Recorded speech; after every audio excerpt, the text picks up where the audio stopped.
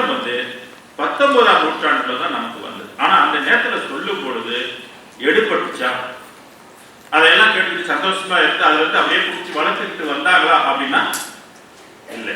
ஒரு நூற்றாண்டு அப்படியே மறைச்சு போச்சு. அது வள்ளல் பெருமான் என்ன சொல்ல வந்தாரோ அதை யாரும் தொடர்ச்சியாக அதை பின்பற்றவில்லை. மாறாக அவருடைய அருட்பாவுக்கு அவருக்கு என்ன போட்டாங்க, அருட்பாவுக்கு கேஸ் போட்டாங்க. அது அருட்பாவா இருக்க முடியாது, மறுப்பா, அதை ஏற்றுக்கொள்ள முடியாதுன்னு அப்படின்னு அவர் மேல கேஸ் போட்டாங்க. அந்த கேஸ் வெற்றி அடைஞ்சது என்பது அது வேறு விஷயம். ஆனா இன்றைக்கு நம்ம அந்த அருட்பாவை எப்படி பார்க்கிறோம், உய்வதற்கு கிடைத்த ஒரு கண்ணாக நம்ம அதை பார்க்கிறோம். ஏன்னா அன்னைக்கு அந்த அறிவு வேலை செய்யல. இத்தனைக்கும் அறிவாளிகள் தான் அவர் கூட இருந்தவங்கலாம், அவங்க அறிவுக்கு எட்டல. அப்ப காலத்தால் அறிவு வளர வளரதான் ஒரு உண்மையை நம்மளால் ஏற்றுக்கொள்ள முடியுது. சமயத்தில் இருக்கிறவங்க, மற்ற மற்ற மார்க்கத்தில் இருக்கிறவங்க இதை ரொம்ப சிந்திக்க வேண்டியது. நீங்க தெரிஞ்சோ தெரியாமலோ ஏதோ ஒரு குருவை பிடித்துக் கொண்டு ஒரு மார்க்கத்தை பிடித்து பிறகிய ஒழிக்கணும் அப்படின்ற ஆசையில தான் எல்லாரும் இருக்கிறாங்க. வரவேற்கிறோம், ரொம்ப சந்தோஷம் அது. ஆனா எந்த கூட்டுக்கு எந்த சாகின்னு தெரியணும் இல்லையா? அந்த சாகியை துறக்கிறதுக்கு என்ன வழி? அந்த ஆன்மா அங்க போகணும். ஆன்ம பேரின்ப வாழ்வு என்று சொல்ற மனிதனாக பிறந்தவன் ஆன்மா பேரின்ப ஆன்மா இன்ப லாபத்தை பெற்று வாழணும் அப்படின்னாக்கா அந்த வீட்டுக்கு எப்படி போறது? பராதரைக்கு போவதோ அல்லது மற்ற மற்ற வெளிகளுக்கு போவதோ அதுக்கு ஒரு வழிகள் இருக்கு. ஆனால் சத்திய வெளி, நித்திய வெளி என்று சொல்லக்கூடிய மரணமில்லா பெருவாழ்வு என்று சொல்லக்கூடிய அந்த இடத்துக்கு போவதற்கு அங்க தலைப்பிலே போட்டிருக்காங்க, ஜீவகாருண்யமே ஞான வீட்டுக்கு தெருவு. அங்க பாருங்க, வாடிய பயிரை கண்ட போதெல்லாம் வாடினே நெஞ்சமே என்று வள்ளல் பெருமான் உருவதுனாக்கா அப்ப அந்த மேலான வெளிக்கு என்ன தன்மை? இரக்கம் தானே. இங்க கீழே வரும்போது என்ன, ஜீரோல இருக்கும் போது நம்மளோட அஞ்ஞான வெளியில இருக்கும் போது நம்மளோட உள்ளம் என்ன கருணை அதுக்கிட்ட இருக்கு. கொலை கொன்று தான் சாப்பிட்டு இருக்கிறோம்.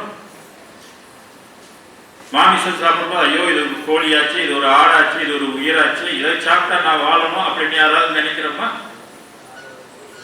சப்ப குறைவா இருக்குது, எலும்பா இருக்குது, இன்னும் கொஞ்சம் நல்லா பொரிச்சிருக்கலாம், மசாலா கொஞ்சம் குறைவா இருக்குது, உப்பு கொஞ்சம் குறைவா இருக்குது. கல்யாணத்துக்கு போனா எதுல ஆளு கூட, கியூல யாரு கூட நிக்கிறா? எப்படி கடவுளை அருள் பெறுறது, எப்படி பிறவியை ஒழிக்கிறது?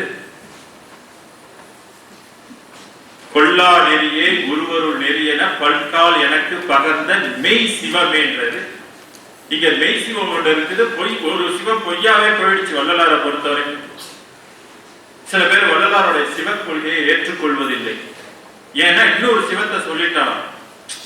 ஏற்கனவே எல்லாரும் ஒரு சிவனை சொல்லி வந்தாங்க, இவர் ஒரு சிவனை சொல்லிட்டு அதை தனிப்படுத்தி சொல்றாரு அப்படின்னு அந்த சிவ கொள்கையில சில பேருக்கு விருப்பம் இல்லை. ஜீவகாரிய கொள்கையில ஏற்றுக்குவாங்க. அது ஏன்னா எல்லாரும் சொல்லியிருக்கிறாங்க ஜீவகாருண்யம், ஆனா சிவ கொள்கையை ஒத்துக்க மாட்டோம். கடவுள் கொள்கையை அவர் சொன்னதை ஏற்றுக்க முடியாது. ஏற்றுக்கலன்னா யாருக்கு நட்டம்? உனக்கு நட்டம், ஒரு தலைமுறைக்கே நட்டம். வள்ளலார் கொள்கையை ஏற்றுக்கலன்னா தலைமுறைக்கே நட்டம். அந்த ஆன்மா மேலும் மேலும் மேலும் மாசுபட்டு மாசுபட்டு மாசுபட்டு அது உய்யவே முடியாது. இருக்கிறதுக்கு கீழே தான் போகும். அந்த ஆன்மா முன்னேறதுக்கு வழியே கிடையாது. அதுக்கு ஒரு பாடல் சொல்றேன் கேளுங்க. ஆதியும் அந்தமும் இல்லதோர் அருட்பெரும் ஜோதிடனையே நினைவீன்கள். யார நினைக்க சொல்ற? ஆதியும் அந்தமும் இல்லதோர் அருட்பெரும் ஜோதிடனையே நினைவீன்கள். நீதி கொண்டு உரைத்தே, நீதியாக ஜஸ்டிஸ் இது நீதியில் மேலேறும் வீதி, மற்றைய வீதிகள் கீழ் செல்லும் வீதிகள். மாட்டிக்கிட்டோமா? ஒரு நூற்றாண்டு மாட்டிக்கிட்டோம். இந்த மாநாடெல்லாம் வரலன்னா இந்த மாதிரி விழிப்புகள் நமக்கு கிடைக்காது. விழிப்படைஞ்சவங்களாம் எப்படி வராங்க? சன்மார்க்கத்தை தழுவுகின்ற வராங்க. அதுக்கும் ஒரு பாடல் வச்சிருக்கிறார். கண் கொண்ட பூதலம் எல்லாம் சன்மார்க்கம் கலந்து கொண்டே பண் கொண்ட பாடலில் படித்து பரவுகின்றான். நம்மள மாதிரி ஏன் வேற மாநாடு வச்சிருக்கலாமே? ஏன் பாபா ஐயா வள்ளலாருக்குன்னு ஒரு இதோ வச்சிருக்கிறாரு இன்னைக்கு?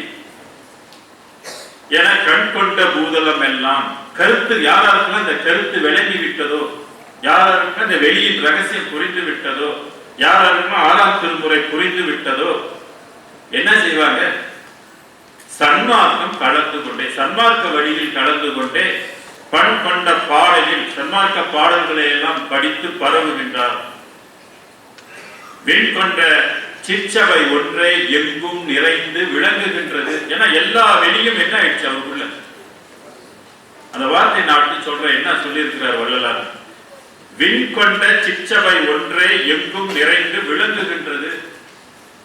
சிற்சபை என்பது அந்த பராபரைக்கு அப்பால் பட்ட வெளி, அது ஒன்றுதான் எங்கும் நிறைந்து இருக்கின்றன. எண் கொண்ட மற்றைய மத மார்க்கம் யாவும் இறந்த நிலையினர். இதை விட வார்த்தை வேணுமா? எண் கொண்ட பல பல மற்ற எண் கொண்ட பல விதமான வெளிகள் எல்லாம் அண்ட கோடா கோடின்னு சொல்றோம் இல்லையா, அத்தனை வெளிகளும் என்ன ஆச்சா அவர் உள்ளத்தில் இறந்த நிலையினர். ஏன்னா ஒன்றை கடந்துதான் ஒன்றை போக முடியும். அப்ப அவரை பொறுத்தவரை அவர் உள்ளுக்கு எல்லாமே இறந்து போச்சு. அதனாலதான் சொன்னாரு, சித்தாந்தத்துல வேதாந்தத்துல லட்சியம் வைக்காதீங்க, அது எனக்குள்ள அது கரைஞ்சு போச்சு, அது உண்மையான உலகம் இல்லை, அது உண்மையான வாழ்வும் இல்லை. அதனால சமரச சன்மார்க்க நெறி வாழ்வு தான் உண்மையான வாழ்வு என்பதை இறைவன் இந்த உலகத்துக்கு அந்த வாய்ப்பை எப்ப கொடுக்கிறாருன்னா 19ஆம் நூற்றாண்டுல தான் கொடுக்கிறார். இனிமேல் இந்த சன்மார்க்க உலகம் எல்லாம் பரவட்டும், உண்மைகளை எல்லாரும் தெரிந்து கொள்ளட்டும். ஏன்னா ஒரு அருள் காரியப்படும் போது அல்லது ஒரு கனல் காரியப்படும் போது, ஐயா அதை கனல்னு சொன்னார், சுத்த கனல்னு சொன்னார். கனல் வேற நெறி வேற இல்லை, எல்லாமே ஒரு பேக்கேஜ் மாதிரி தான். அந்த கனல் என்ன செய்யணும்? மற்ற வெளிகளை எல்லாம் உருக்கி காதலாகி கசிந்து கண்ணீர் மல்கி ஓதுவார் தம்மை நன்னெறி குய்ப்பது வேதம் நாட்டிலும் மெய்ப்பொருளாவது நாதன் நாமம் நமச்சிவாயவே. சித்தாந்த அந்த 4 வேதமும் நமச்சிவாயம் என்று சொல்லக்கூடிய பராவரையை தான் பேசும். அந்த பராவரை வள்ளல் பெருமானுடைய அருளியல் வெளிக்கு காரியப்படும் போது அதுவும் கரைந்து போய்விடும். அப்ப கரைஞ்சு போச்சுன்னா எங்க உண்மை இருக்குன்னு நீங்க கண்டுபிடிங்க. கரைந்து கரைந்து உட்கருதுவினோ கடவுளை சொல்வது. கரையிலன்னா ஒண்ணு முடியும்.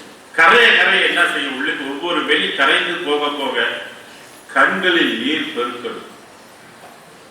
அத இந்த குரல்ல ஒருத்தர் சொல்றது, உணர்ந்து உணர்ந்து நினைந்து நினைந்து உணர்ந்து உணர்ந்து நெகிழ்ந்து நெகிழ்ந்து அன்பே நிறைந்து நிறைந்து ஊற்றலும் கண்ணீர் அதனால் உடம்பு நனைந்து நனைந்து. அந்த தண்ணி எவ்வளவு ஓடும் நினைக்கிறீங்க? ஒவ்வொரு வெளிகளும் கரைந்து போனார். ஆற்றோடு நீர் பெருக்கன், ஆத்து தண்ணி மாதிரி அவ்வளோ தண்ணி கரைந்து கரைந்து போன. இத்தனை வெளிகளும் நீங்கள் கரைந்தால்தான் உங்களுடைய உண்மையான உலகம் சத்திய சிவமாக இருக்கின்ற தாய் தந்தையாக இருக்கின்ற அந்த பெரும் சுகவெளி வந்து தோன்றும். வள்ளல் பெருமான் அழகா சொல்வார், சபை என குலம் என தான் அமர்ந்து மறியுமோ அருட்பெரும் ஜோதின்வர். அதுவே சபையாக உள்ளுக்கு இருக்குது, ஞான சபையாக இருக்குது. அறிவு சித்தர்களுக்கு மொத்தம் எத்தனை அறிவு அப்படின்னு கேட்டா, அதுக்கும் 731வது பாடல்ல திருமூலர் சொல்வார், குற்றறிவைந்தும் உணர்ந்தறிவார் 7 கற்றறிவெற்றும் கலந்தறி 9 பற்றிய பற்றும் பல வகை நாள்கள் அச்சரியாது அழிகின்றவாறு. நமக்கு 6 அறிவு, பகுத்தறிகின்ற அறிவு நமக்கெல்லாம் தெரியும். திருமூலர் சொல்றாரு 10 அறிவு இருக்குது, 10 அறிவு தான் சிவசக்தி அறிவுன்றது. இந்த 10 அறிவு இருக்கிறத தெரியாம எல்லாரும் இறந்து கொண்டு இருக்கிறார்களே, 10வது அறிவை பெறுவதற்கு யாரும் முயற்சி செய்யவில்லை என்று. அந்த 10 அறிவு கொண்டு அறியப்பட முடியாத ஒரு அற்புதம் ஜோதி ஒன்று இருக்குது. அப்பனா அதுக்கு எத்தனை அறிவு? வள்ளல் பெருமான் சொல்றாரு, அண்ட பரப்பின் திறங்குள் அனைத்தும் அறிய வேண்டியே ஆசைப்பட்டது அறிந்து தெரித்தாய் அறிவை தூண்டியேனர். அப்ப வள்ளல் பெருமானுக்கு எத்தனாவது அறிவு தூண்டப்பட்டிருக்கும்? அப்ப அறிவு எல்லாம் உள்ளுக்கு தான் இருக்கு. வெளியில இருந்து படிக்கிற அறிவுனால நம்ம போய் தெரிஞ்சுக்கலாம். ஒரு இக்னோரன்ஸ்ல இருந்து நம்ம விடுபடலாம், அறியாமையில இருந்து விடுபட்டு கொள்ளலாம். ஆனா கடவுள் நிலையை அடைய முடியுமா? வள்ளுவரும் அதை தானே சொல்றாரு, கற்றதனால் ஆய பயனின்குள் என்றார். அதுக்குன்னு படிக்க கூடாது என்பது பொருள் அல்ல, படிச்சு தெரிஞ்சுக்கணும், தெளிவா இருக்கணும். ஏன்னா அடுத்து நம்ம செயல்படுவதற்கு தயாராகணும் இல்லையா?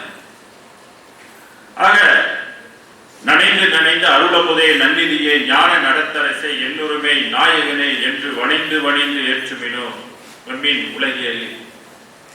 வாட் த பெனிஃபிட் கேட்டார். மரணமில்லா பெருவாழ்வில் வாழ்ந்திடலாம் கண்டி புனைந்துரையேன் பொய்ப்புகளின் சத்தியம் சொல்கின்றேன் சிற்றவையில் பொற்றவையில் புகும் தருணம் இதுவே. அந்த உலகத்துக்கு என்ட்ரன்ஸ், அந்த உலகம் ஏற்றுக்கொண்டது வள்ளலாரை. முதல்ல அவரை தான் ஏற்றுக்கொண்டது. இதுல இன்னொரு விஷயம் என்னன்னாக்க, வள்ளலாருக்கு முன்பு பல பேர் அருளாளர்கள்லாம் போய் பராபரை அடைந்திருக்கிறாங்க. ஆனா அந்த அருட்பெரும் ஜோதி ஆண்டவர் யாரை தனது முதல் பிள்ளையாக ஏற்றுக்கொண்டது? சித்தர்களையா அல்லது வள்ளலாரை? ஐயா சொல்லுங்க, யாரையா ஏற்றுக்குச்சு? வள்ளலாரை. நீயே எனது முதல் பிள்ளை. ஏன்னா அது முதல் வீடு, காட்டப்படலை, இதுவரையில காட்டப்படாத ஒரு வீடு. அதனாலதான் பெருமான் 591வது பாடல சொன்னாரு, எட்டாத மந்திரமே எழுதாத மறையே. நிறைய மறைகள் இருக்குது, எழுதப்பட்டுருச்சு. 1400 ஆண்டுகளுக்கு மறைகள் வந்திருக்குது, 5000 ஆண்டுகளுக்கு முன்பு மறைகள் வந்திருக்கு. சித்தர்கள் எழுதிய ஒவ்வொரு நூலும் மறைகள் தான். இந்த மறைகளிலே அருட்பெரும் ஜோதியை பற்றி எல்லையிலே குறிப்பிடப்படவில்லை என்பது வள்ளல் பெருமான் நமக்கு கொடுக்கின்ற தகவல். அப்ப புதுமையான ஒரு தகவலை நம்மளாம் என்ன செய்யணும்? இன்னைக்கு விஞ்ஞானிகள் புதுசு புதுசா ஒத்தனை கிரகங்களை கண்டுபிடிச்சிட்டு இருக்கிறாங்க. அதெல்லாம் நம்ம படிச்சுட்டு ஏற்றுக்கொள்ளணும். நோபல் பரிசு வாங்குறாங்க. நீங்க இல்ல பொய்ன்னு சொல்ல முடியுமா? இப்ப தெய்வ துகள் என்பதை கண்டுபிடிச்சிருக்கிறாங்க. அந்த துகள் கொண்டுதான் உலகங்கள் எல்லாம் இருக்குது அப்படின்னு கண்டுபிடிச்சிருக்கிறாங்க. இப்ப விஞ்ஞானிகளுக்கு ஒரு பெரிய தாகம் எடுத்துருச்சு, கிட்ட நெருங்கிட்டாங்களாம் கடவுளை பார்க்கறதுக்கு. சொல்றாங்க அந்த துகள்கள் எல்லாம் ஏதோ ஒண்ணு பிடிச்சி ஒண்ணு சேர்த்து வைக்குது, அது என்ன அப்படின்னு கண்டுபிடிக்கணும்ன்ற ஒரு பெரிய ஆய்வுல போய்கிட்டு இருக்கிறாங்க. ஆனா சிவபாக்கியர் சொல்றாரு, உயிரையும் உடம்பையும் கொன்றுவிப்பது அச்சிவம், உயிரினால் உடம்புதான் எடுத்தவாறு உரைக்கிறேன்னு அப்பே சொல்றாரு 1000 ஆண்டுகளுக்கு முன்பு. வள்ளல் பெருமானும் சொல்றாரு, அண்ட பிறப்பு திறக்கும் அழிய வேண்டிய ஆசைப்பட்டது அறிந்து தெரித்த அறிவை தூண்டிய பிண்ட துயிர்கள் பிரியும் வகையும் பிரியா வகையும் தெரித்தாய் பின்னையே. பிண்டத்தில் உள்ள உயிர்கள் பிரியும் வகையும் பிரியா வகையும். எந்த உயிர் கலந்தால் அந்த பிண்டத்தை விட்டு பிரியாது, எதெல்லாம் கலந்தால் அது பிரிஞ்சிடும். இப்ப மரம் எடுத்துங்க, அது உயிர் தான், உடம்பு தான், அதுலயும் பிரிஞ்சிடும். மரமும் செத்து போகுது இல்லையா? ஊர்வனை எடுத்துங்கள, அதுல உடம்பு இருக்கு உயிர் இருக்கு பிரிஞ்சிடும். பறவை இனங்கள் எடுத்துங்க, உயிர் இருக்கு உடம்பு இருக்கு பிரிஞ்சிடும். அப்புறம் கால்நடைகள் எடுத்துங்க, உயிர் இருக்கு உடம்பு இருக்கு பிரிஞ்சிடும். தேவர்கள் எடுத்துங்க, உடம்பு இருக்கு உயிர் இருக்கு பிரிஞ்சிடும். மனிதர்கள் எடுத்துங்க, சொல்லவே வேண்டாம், நமக்கு அனுபவம். ஒவ்வொரு நாளும் மனிதர்கள் ஒவ்வொரு நாளும் இறந்து கொண்டு இருப்பதை நமக்கெல்லாம் கண்கூடவே தெரியும்.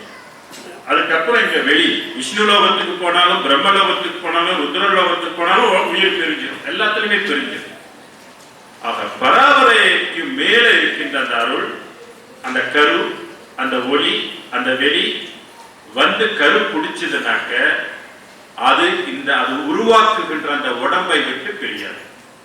பிரிவுற்று அறியா பெருப்பொருளாயின் அறிவுக்கு அறிவாம் அருட்பெரும் ஜோதி. பிரிவேது இனி பிடித்த நம் உனக்கு நம் அறிவே வடிவெனும் அருட்பெரும் ஜோதி. இறைவன் சொல்றார், பிரிவேது இனி. அப்ப நம்மளும் உயிரும் நம்மளை விட்டு உடம்பு பிரியக்கூடாதுன்னா நம்ம எதை பிடிக்கணும்? இது காலத்தின் கட்டாயம். உங்க இஷ்டம் இல்லை, நான் இதைத்தான் கும்பிடுவேன் அதைத்தான் கும்பிடுவேன் அப்படி சொல்லிட்டு இருந்தா ஸ்டாவு தான் வரும். அதுல இருந்து யாரும் தப்பிக்க முடியாது, கேரண்டி இருக்கு. இறைவன் காலத்துக்கு ஏற்ற மாதிரி என்ன வகுத்திருக்கான அதை நம்ம படிக்கணும், அதை தெரிஞ்சுக்கணும், அதை உலகத்துக்கு எடுத்து சொல்லணும். எப்பாரும் எப்பதமும் எங்கனும் நான் சென்று ஏன் வள்ளலார் சொல்லணும்? எந்த அருட்பெரும் ஜோதியை இம்பீடல் வேண்டும்னு சொல்லணும். ஏன் அவர் சொல்றாரு அந்த மாதிரி? ஏன்னா உனக்கு தெரியாது. ஏன் உரைத்தேன்?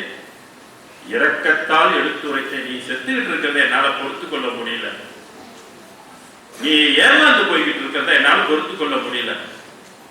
இறைவன் என்னை ஏமாறாத ஒரு நிலைக்கு ஏற்றி விட்டுட்டா. எல்லாரும் ஏமாந்து போனாங்க, நான் ஒருத்தன் தான் ஏமாற நிலைமைக்கு வந்துட்டேன். அதனால நீயும் ஏமாறக்கூடாதுன்ற. அதனால நீ இதுவரையில வச்சிருக்கிற எதுலையுமே லட்சியம் வைக்காதீங்க. ஐயாவும் அதை தான் சற்று முன்பு சொன்னார். குப்புசாமி ஐயாவும் அதை தான் சொல்றாரு. எதுலையுமே லட்சியம் வைக்கக்கூடாது, அருட்பெருஞ்சோதியை தவிர்த்து. உங்களுக்கு கிளியரன்ஸ் வேணுமா, நல்லா வந்து கேளுங்க, படிங்க, தெளிவுபட்டுங்க, அப்புறம் பிடிச்சிக்க. ஏன்னா எடுத்தனே ஒரு இதெல்லாம் இப்படிலாம் சொல்லாம நீங்க வந்து அருட்பெருஞ்சோதியை வந்து பிடிச்சிங்கன்னா இன்னொரு மாநாட்டுக்கோ இன்னொரு கருத்தரங்கு போனாக்க அவங்க ஐயப்பனை சொல்லுவாங்க, இல்லைன்னா விநாயகர் சொல்லுவாங்க, இன்னொரு சிவனை சொல்லுவாங்க.